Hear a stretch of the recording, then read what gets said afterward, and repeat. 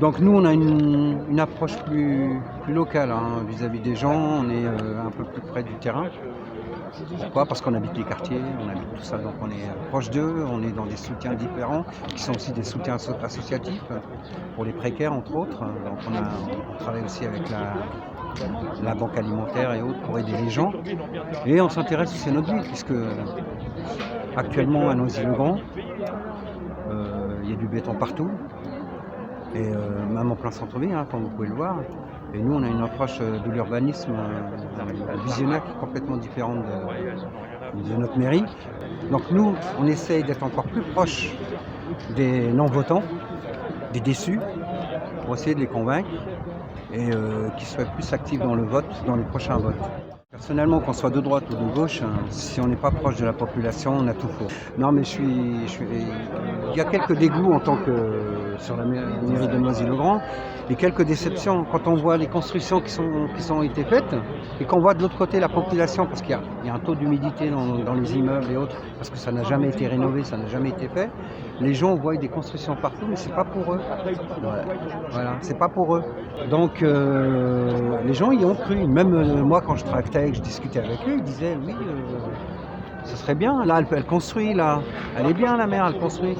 Oui, mais ils sont toujours là. Mais elle a créé une nouvelle population, avec un peu plus de revenus et de salaires. Là, actuellement, on pense virer les salariés qui s'occupent de la cantine, le personnel de cantine. Ce sont des gens qui gagnent très peu, hein. C'est en genre 200, 300 euros par mois. Oui, parce qu'ils font des heures hachées dans la journée, très peu d'heures. Voilà, mais en général, c'est des gens qui sont vraiment dans un revenu précaire. Et là, ils vont être remplacés. On va donner plus d'heures de travail à des animateurs d'école qui vont servir les enfants au détriment de femmes isolées et autres, qui sont très précaires. Ce monsieur que vous avez parlé, peut-être qu'il y avait notre député qu'on ne voit jamais du tout, que le Parisien lui a donné le bonnet d'âne, justement parce que c'est un fantôme aussi bien à la Chambre des députés que chez nous, puisqu'on ne le voit jamais, sauf quand il y a quelque chose qui se prépare pour les élections. On n'a pas les mêmes intérêts. Hein.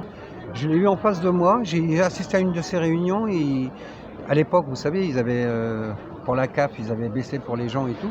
Et il assumait. C'est le seul mot qu'il disait, c'est j'assume. C'est j'assume. Bah, nous, on n'assume pas. On n'assume pas sur le précaire. On n'assume pas sur les gens faibles. Alors on peut parler des gens qui peuvent tricher à la CAF, mais c'est une minorité. C'est une minorité. Et puis on les retrouve toujours de toute manière. Pour ma part, j'ai représenté aussi l'Île-de-France en coordination avec les Gilets jaunes. Je suis toujours gilet jaune de cœur. J'ai toujours eu d'ailleurs dans ma voiture le fameux gilet jaune. Parce que c'est des revendications que la France insoumise a réclamées depuis longtemps. On parle du RIC par exemple. Si on ne fait pas une autre politique différente de celle d'aujourd'hui, une politique où la personne elle-même est mise en avant, on n'arrivera jamais à rien. Comment elle peut être mise en avant? C'est simple. Elle-même, elle choisit. On a parlé de révocation des élus. Le mandat révocatoire. Et encore, le mandat, avant de l'avoir, il faut avoir quelques priorités. Casier vierge, obligatoire. Et pareil, hein, celui qui a un patrimoine et qui le cache, c'est la même chose. S'il n'y a pas la transparence, il n'y a pas d'excuse derrière, comme a fait Macron avec certains. Oui. C'est non, bah, je suis désolé. Même si la personne est bonne, de bonne foi, tant pis. Elle avait qu'à le faire. On ne s'engage pas avec la nation comme ça. Une chose est sûre, c'est que le peuple doit être mis en avant. C'est la chose primordiale. Parce que ce qui compte, c'est l'union, la vraie union de la gauche. Pas avec ceux qui nous ont trahis. C'est la vraie union des citoyens. C'est encore mieux, monsieur. C'est encore mieux. Ouais. Oui, parce que la gauche, ça ne veut plus rien dire. Mais de toute manière, même si un gars de droite a même mes pensées, je vais aller avec lui pour combattre. Pour qu'on vive mieux et décemment, qu'on soit pauvre ou riche. Il faut qu'à un moment donné, on ait une égalité, je dirais même une équité tous ensemble. Une équité tous ensemble. Parce que là, au marché, si vous restez jusqu'à la fin, vous allez voir des personnes âgées qui vont aller faire les poubelles. Mais c'est absurde. Comment on peut finir vieux sa vie? On va finir à la rue.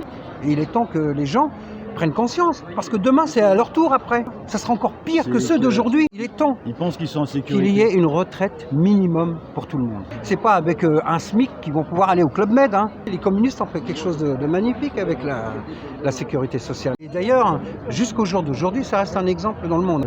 Mais il faut la garder. Même en déficit, il faut la garder. Parce que c'est la seule sécurité qu'a le citoyen pour se soigner. C'est la retraite aussi. C'est la CAF. Tout ça, c'est relié. Hein. C'est des cotisations des salariés. Il ne faut pas oublier. Depuis X temps et des années. Et ceux qui vous font croire le contraire, ce sont des menteurs. Bon, aujourd'hui, tous les citoyens, en tout cas ceux qui sont, on va dire, conscients de ce qui se passe, s'unissent autour de l'abrogation et non pas la suspension du pass vaccinal contre l'obligation vaccinale.